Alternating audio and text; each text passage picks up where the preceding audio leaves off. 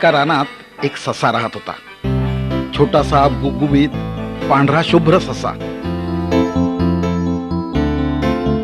रोज तो रानात फिरायचा. शेंगा, वाटाणे, कोवळा पाला असं काय काय खायचा, खेळायचा. एक दिवस तो असा खेळत असताना तिकडून एक मोठा कोल्हा आला आणि सशाला म्हणाला, ससोबा, आता मी तुला खाणार. आणि असं म्हणून त्या कोल्ह्यानं एकदम ससाच्या अंगावर छेप दिली. पण ससा चपळ होता. तो लगेच बाजूला झाला आणि धूम पळत सुटला. कोल्हा सुद्धा त्याच्या मागे धावू लागला.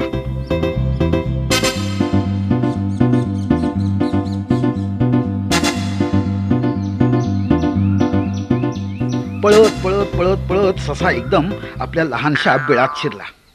आता बिळाचं तोंड होतं लहान. कोल्ह्याला काही त्या बिळात जाता येईना.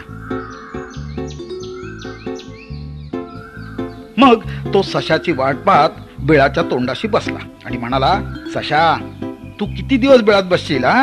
केव्हा तरी बाहेर येशीलच की नाही? मग मी तुला खाणार. सशानं युक्ती केली. त्याने आतल्या आत जमीन पोखरली आणि बिळाच्या दुसरीकडे एक दरवाजा तयार केला आणि तो तिकडून बाहेर जाऊ येऊ लागला. कोल्ह्यानं कडक पहारा ठेवला होता.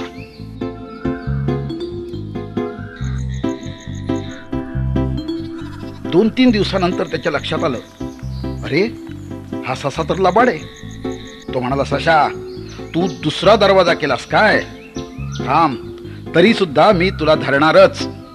आणि असं म्हणून कोल्हा दुसऱ्या दरवाजाच्या तोंडाशी येऊन बसला. तशी ससा पहिल्या दरवाज्यानं बाहेर गेला. पुन्हा कोल्हा पहिल्या दरवाजाजवळ आला. तसा ससा दुसऱ्या दरवाज्यानं बाहेर पडला. कोल्ह्याला काही ससा मिळेना. काही वेळानं तिथे एक रानबोका आला.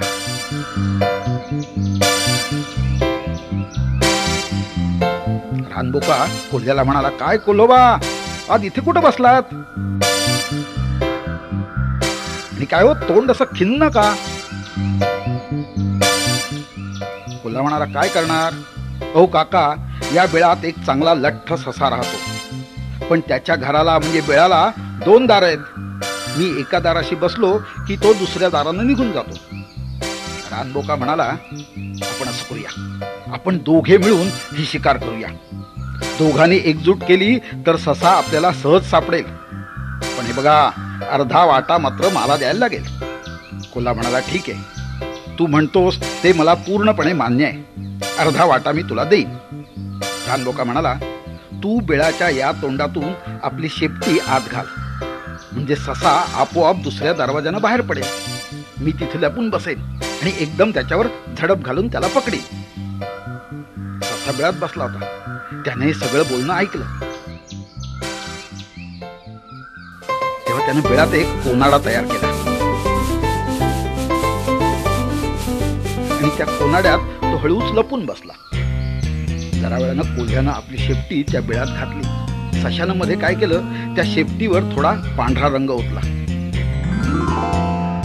त्यामुळे दुसऱ्या तोंडातून जेव्हा शेपटी बाहेर आली तेव्हा रानबोक्याला वाटलं की सशाचीच शेपटी.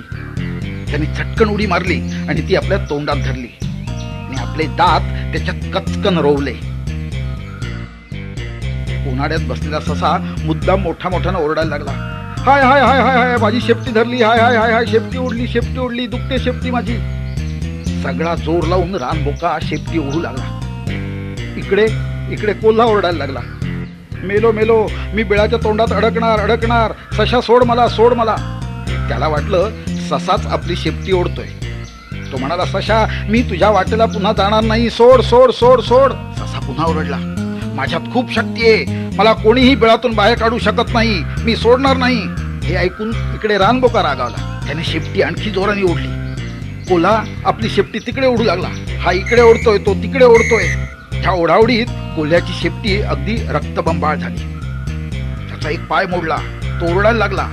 कोल्हा आणि रानबोका यांनी सगळी शक्ती एकवटली आणि जोराने दोन्ही बाजूला शेपटी ओढली.